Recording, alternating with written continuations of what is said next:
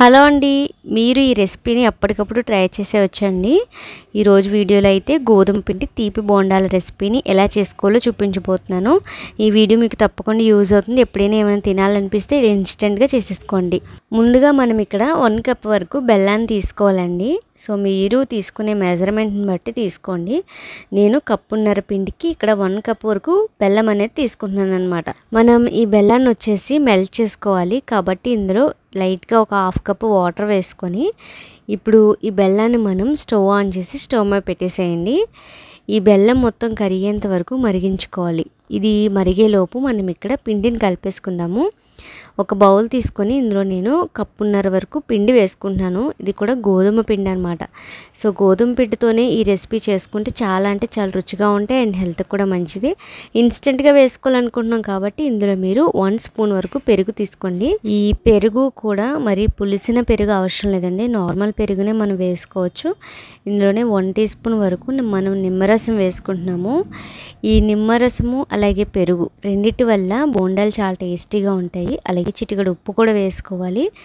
ఏ sweet రెసిపీలోకైనా కానీ కొద్దిగా salt వేసుకుంటే స్వీట్ అనేది చాలా రుచిగా ఉంటుంది అనమాట. ఇప్పుడు పెరుగు, నిమ్మరసం, సాల్ట్ ఈ మూడింటిని చక్కగా కలిపేసుకొని ఇలా పక్కన పెట్టుకుందాం. ఈ లోపు అయితేనే మనకి బెల్లం లిక్విడ్ కూడా తయారైపోయింది. ఇదేం తీగ పాకం రానవసరం లేదు, జస్ట్ మెల్ట్ అయితే సరిపోతుంది. ఇప్పుడు ఈ బెల్లం లిక్విడ్ మొత్తం కూడా మనం వేడివేడిగా ఉన్నప్పుడే మనం ఇందాక మిక్స్ చేసుకున్న ఈ గోధుమ పిండి మిక్చర్లో మొత్తం కూడా వేసేసుకొని చక్కగా మనం బజ్జీలు వేసుకుంటూ ఉంటాం కదండి. సో బజ్జీల కన్సిస్టెన్సీ ఎలా ఉంటుందో ఆ విధంగా మిక్స్ చేసుకోవాలి. కాబట్టి ఎక్కువ వేసేసుకొని మిక్స్ చేయకండి. మీరు బెల్లం లిక్విడ్ ఎప్పుడు తయారు చేసినా ఇలా స్ట్రైన్ చేసుకొని వేసుకోండి. అందులో చాలా అంటే చాలా డస్ట్ ఉంటుందన్నమాట. కాబట్టి డస్ట్తో అనేది వేసేసుకోవద్దు. ఇలా కొంచెంగా బెల్లం వాటర్ వేసుకుంటూ నేను చూపిస్తున్న విధంగా కన్సిస్టెన్సీ ఆ విధంగా మనం కలుపుకున్నట్లయితే ఈ స్వీట్ బోండాలు అనేవి చాలా అంటే చాలా సాఫ్ట్గా ఉంటాయి అన్నమాట. కాబట్టి ఇలా కొంచెం వేసుకుంటూ మనం బజ్జీల పిండిలా కలుపుకోవాలి. మీరు బెల్లం లిక్విడ్ తయారు చేసుకునేటప్పుడే వాటర్ అనేది తక్కువ వేయండి, 1/2 కప్ కంటే ఎక్కువ వేయొద్దు. సో అలా వేస్తే ఏంటంటే బోండాలు నిలవ ఉండవు.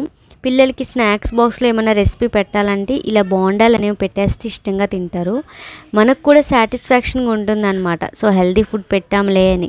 కాబట్టి మనం వీటిని నిల్వ కూడా చేసుకోవచ్చండి. సో కన్సిస్టెన్సీ చూస్తున్నారు కదా, ఈ విధంగా కొంచెం గట్టిగా ఉంటే బోండాలు భలే ఉంటాయి అన్నమాట, ఈ స్వీట్ బోండాలు.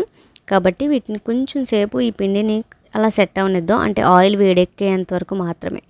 ఈలోపు నేను బాండీలో ఆయిల్ కూడా వేడి చేసేసుకున్నాను. ఇంక డైరెక్ట్గా నేను ఇంకా బజ్జీలు అనేవి వేసేసుకుంటాను.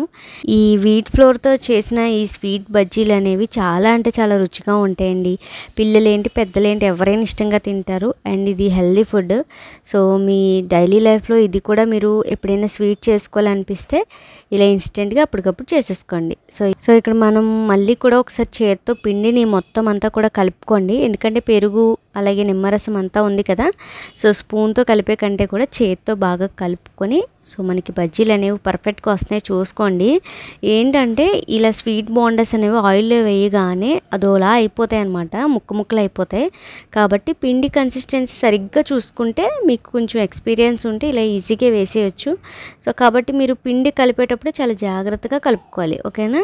సో ఇలా బోండాలు వేసేసుకుని 2 సైడ్లా కూడా గోల్డెన్ బ్రౌన్ కలర్ వచ్చేంత వరకు బాగా ఫ్రై చేసుకోవడమే.